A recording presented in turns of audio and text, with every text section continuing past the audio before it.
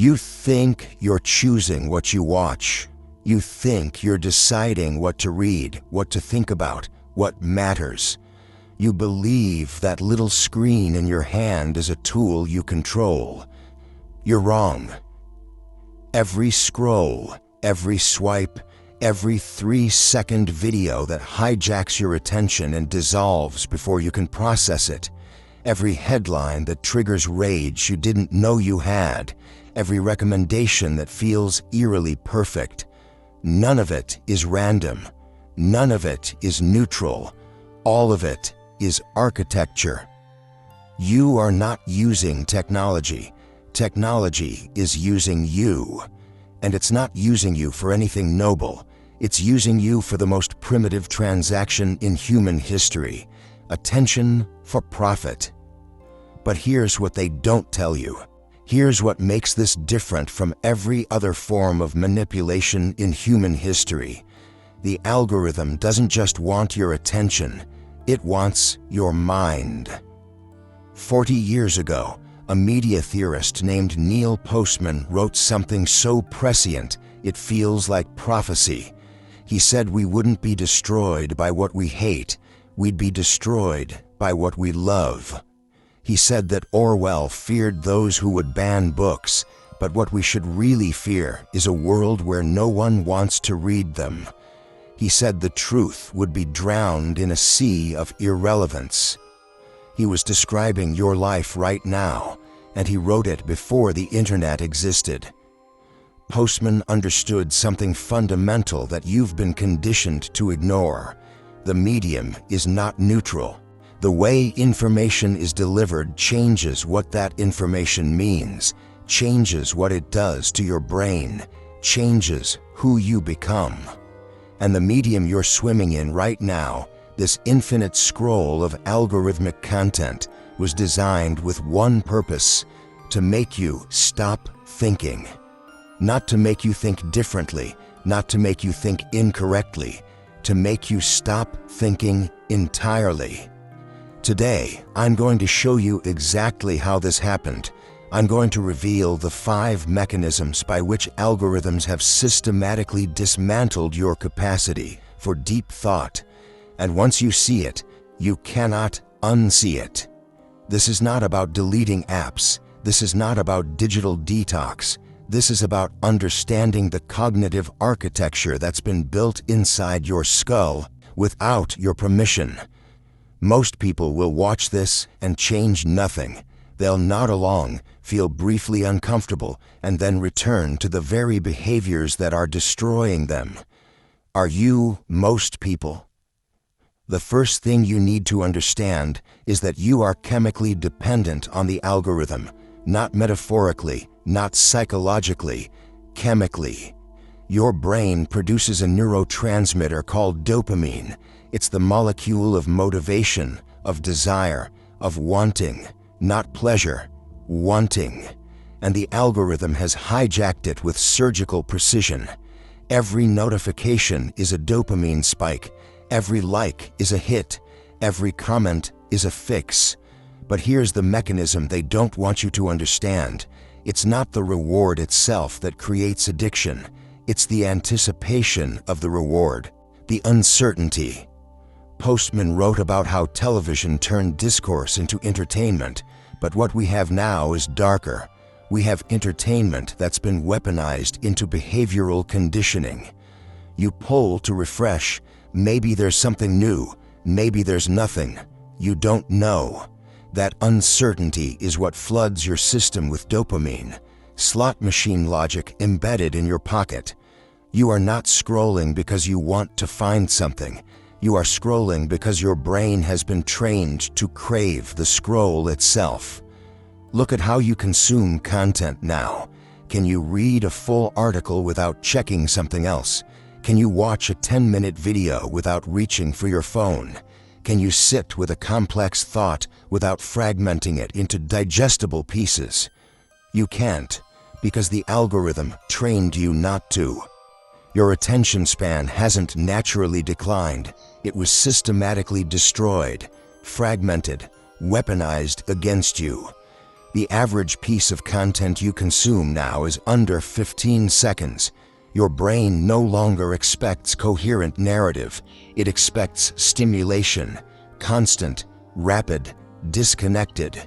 This is what Postman meant when he said we would become a trivial culture, not because we'd consume trivial things, but because the medium would make everything trivial, would strip context and depth and complexity until all that remained was the emotional reaction. And here's what you need to understand. You are not the same person you were before this started. Your brain has physically changed. The neural pathways that once supported sustained attention, deep reading, complex reasoning have atrophied.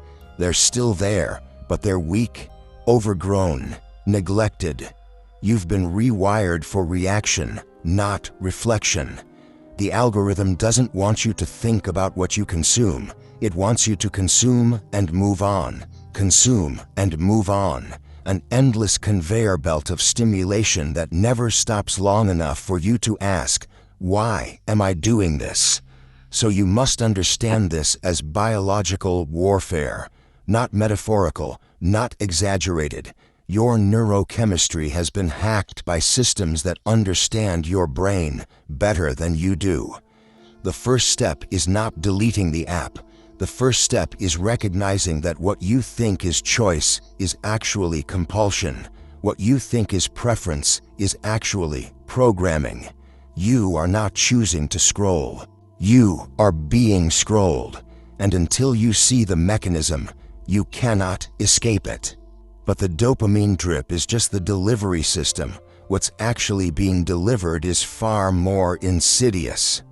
You believe you're informed. You believe you know what's happening in the world. You scan headlines, you watch clips, you read tweets, you absorb fragments of information from a dozen sources every hour. And you have never been more ignorant. Because the algorithm has destroyed context, and without context, information is not knowledge, it's noise. Postman observed that the telegraph began the process of decontextualizing information. News from across the world flooded in, but it had no relation to your life, no actionable meaning. It was information for information's sake, entertainment disguised as importance. Now multiply that by 1,000,000. What you have is not news, it's a simulation of news. A performance of being informed. You see a headline, you feel an emotion, you move on. You never read the article, you never investigate the source, you never ask what came before this moment or what will come after. You are consuming information in fragments so small they cannot form coherent understanding.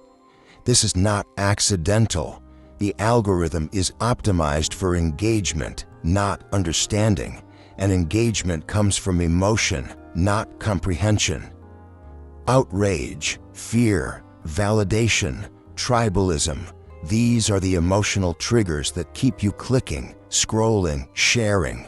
The algorithm has learned that nuance doesn't spread, complexity doesn't viral, context kills engagement. So it strips context away.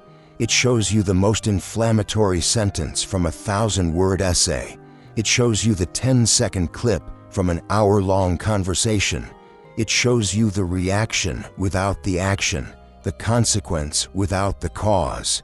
And you, without realizing it, have stopped asking for context. You've been trained to accept the fragment as the whole. You think you're forming opinions. You're not. You're selecting from a menu of pre-formed opinions and mistaking choice for thought. How many times have you shared something without reading it? How many times have you formed a judgment based on a headline alone? How many times have you been outraged by something that, in full context, meant something completely different?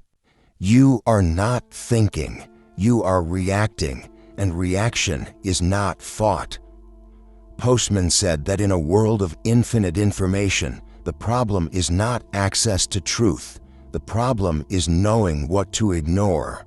But you have surrendered that power.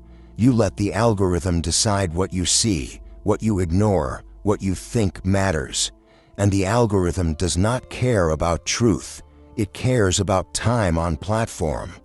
So it feeds you the emotional, the sensational, the tribal. It feeds you information designed to make you feel something strong enough to keep you there, to keep you clicking, to keep you consuming. You must understand, the marketplace of ideas is dead. What replaced it is an attention casino where the house always wins. The solution is not consuming more information. The solution is consuming less, but with depth, with context, with the cognitive discipline to ask, where did this come from? Who benefits from me believing this? What am I not being shown? Most people will never do this. Most people will continue to mistake information consumption for knowledge acquisition. Are you most people? Now we arrive at something even darker. The algorithm doesn't just fragment your attention and strip away context. It builds walls around your mind. You call it personalization. The algorithm calls it optimization.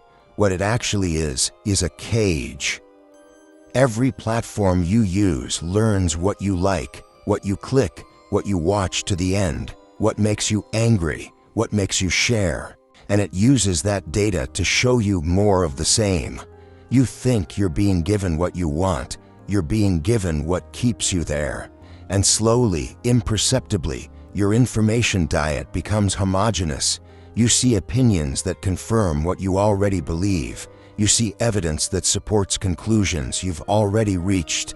You see enemies who validate your tribalism and allies who reinforce your righteousness.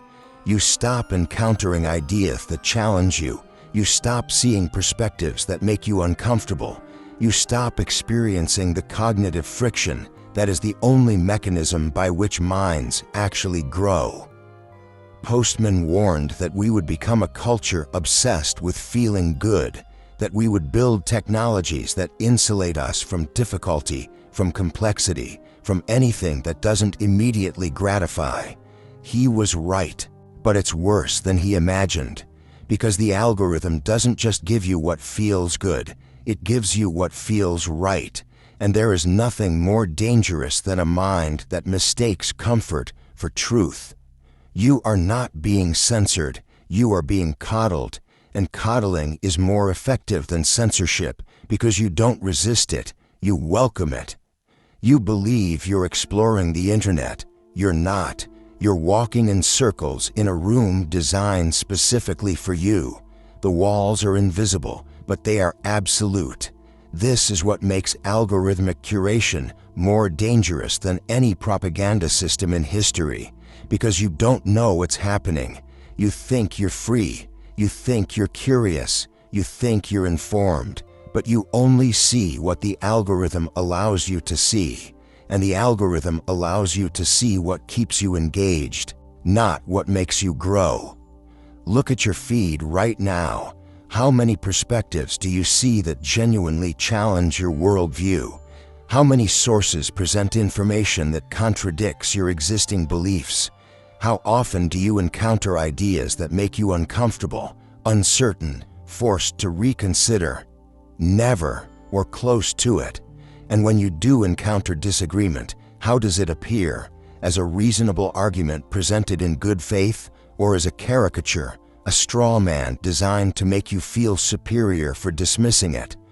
The algorithm has learned that you don't want to be challenged, you want to be validated. So it validates you, endlessly, algorithmically, perfectly, and your mind becomes weaker with each validation, because minds do not grow in comfort, they grow in resistance.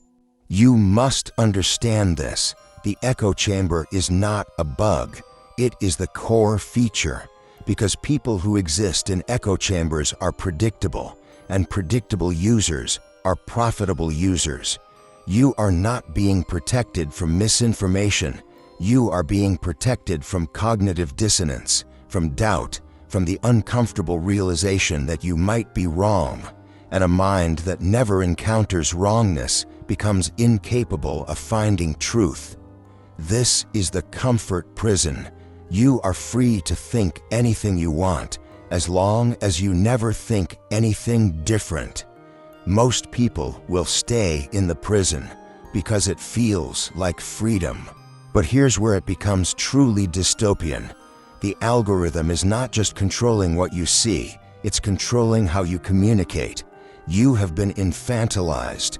Your capacity for complex expression has been systematically reduced to emojis, reactions, memes, and pre-written responses.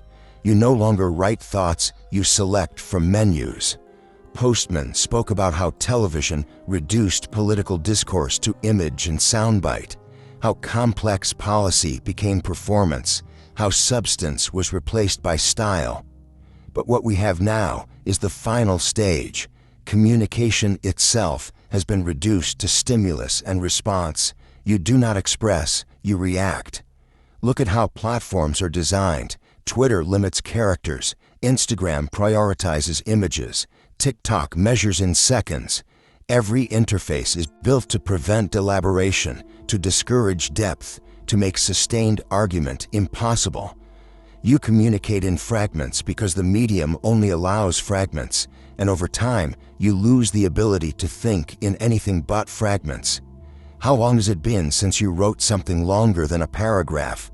How often do you read something longer than you can consume in one sitting? When was the last time you had a conversation that lasted an hour and stayed on one topic? You can't remember because you've been trained out of it. The algorithm rewards brevity, rewards simplicity, rewards emotional reaction over intellectual response. So you have learned, without realizing it, to communicate in the language the algorithm understands. You think in memes now, you argue in slogans, you express complex emotions with cartoon faces. This is not evolution, this is regression. Postman warned that we would become a culture of children, amusing ourselves to death. But it's more precise than that. We have become a culture of users, optimized for engagement, incapable of the cognitive labor required for actual thought. And the cruelest part, you think this is democratization. You think the ability for everyone to have a voice means everyone's voice matters equally. It doesn't.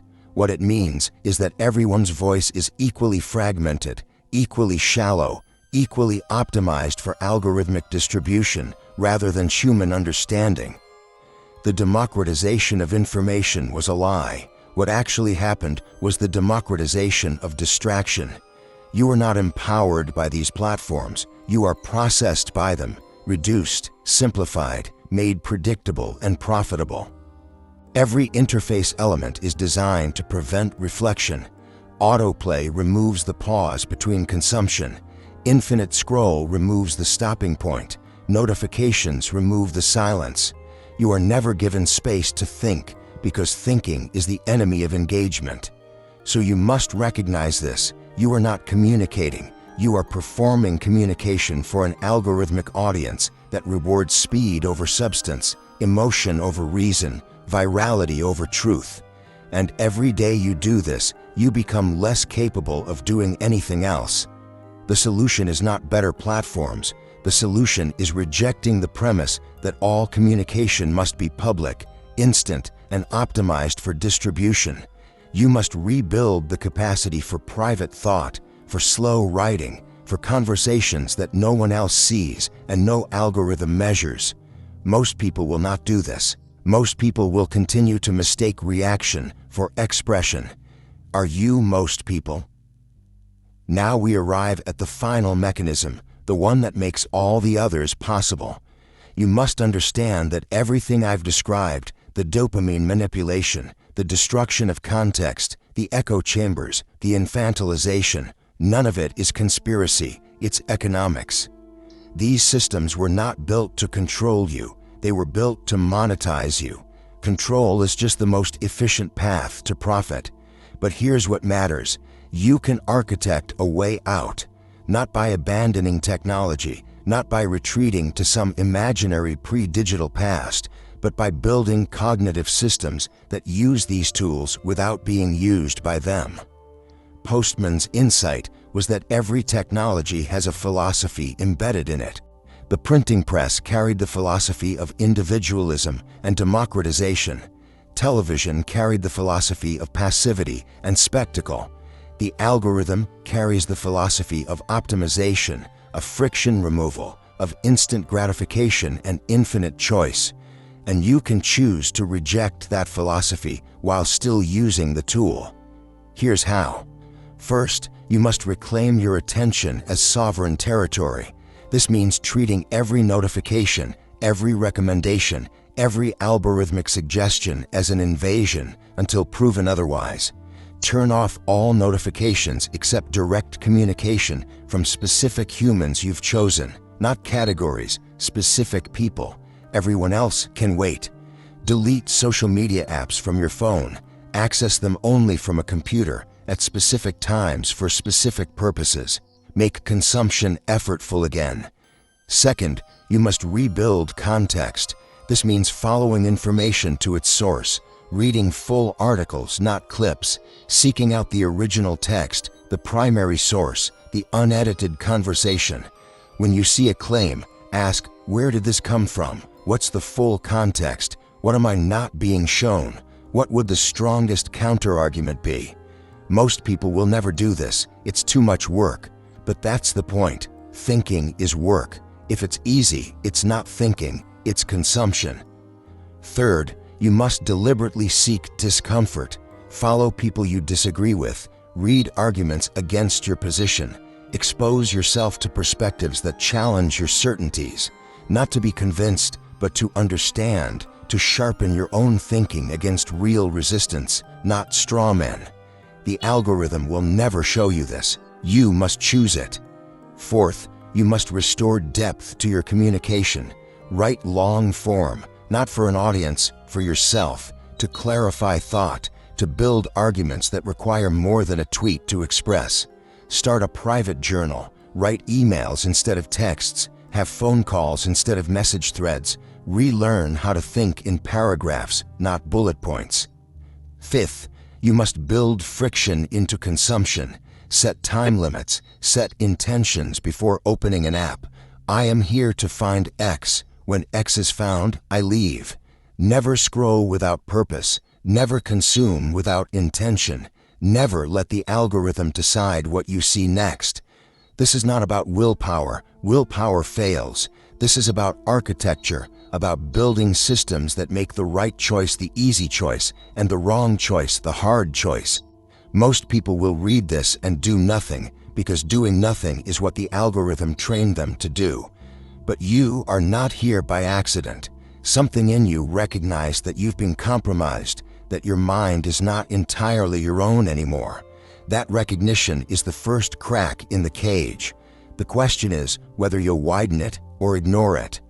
Postman ended amusing ourselves to death with a warning. In the age of show business, the most dangerous thing is not that we'll be controlled by technology, but that we'll come to love our oppression, to defend it, to mistake it for freedom.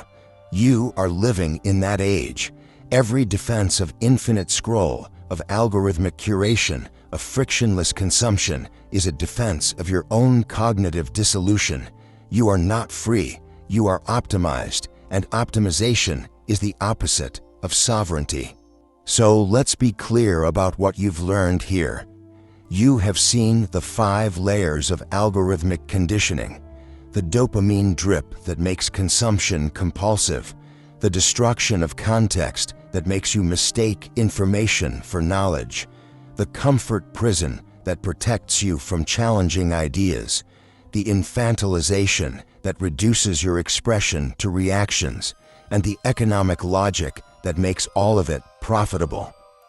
You now understand that you are not using these platforms. You are the product being optimized, refined, and sold. And you face a choice. You can close this video and return to the scroll. You can let this discomfort fade.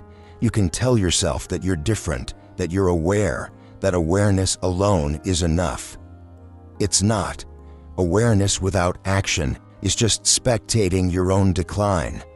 Or you can recognize that reclaiming your mind is the most important work you will ever do, that every moment spent in algorithmic consumption is a moment spent becoming less than you are capable of being. This path is not easy. You will be called paranoid, pretentious, elitist. People will tell you that you're overreacting, that it's not that serious, that everyone else is fine. Everyone else is not fine. Everyone else is drowning and calling it swimming. You will feel isolated because deep thought is isolating in a culture of shallow reaction. You will feel out of step because you are out of step. But that is the price of sovereignty. That is what it costs to own your own mind in an age designed to rent it out by the second. Most people will not pay this price. Most people will continue to mistake convenience for progress, engagement for connection, consumption for knowledge. The algorithm will continue to train them, to fragment their attention, to strip away context, to build comfortable walls around their thinking, to reduce their expression to pre-approved reactions, and they will defend it because they have been trained to. But you now know something they don't. You have seen the mechanism, you understand the architecture, and you cannot unknow it. What I've shared today is just the surface. This is the level that's safe to speak publicly. These are the mechanisms I can reveal without crossing lines that platforms don't want crossed. But there are deeper layers. There are techniques for cognitive sovereignty that go beyond what I've described.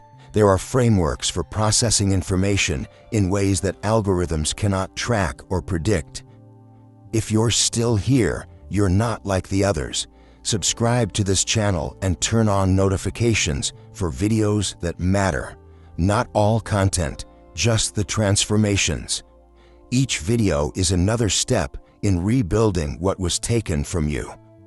Leave a comment telling me which mechanism hit hardest: the dopamine drip, the context destruction, the comfort prison, the infantilization, or the economic logic. Be honest about where you are. Most people won't be. Most people will watch this, feel briefly uncomfortable, and return to scrolling within 5 minutes. They'll tell themselves they'll change tomorrow. They'll tell themselves they're not that bad. They'll tell themselves this doesn't apply to them. And the algorithm will welcome them back, because it always does. The question is not whether you understand this. The question is whether understanding will change anything. Are you the person who knows but doesn't act, or are you the person who builds something different? Most people already know the answer. Are you most people?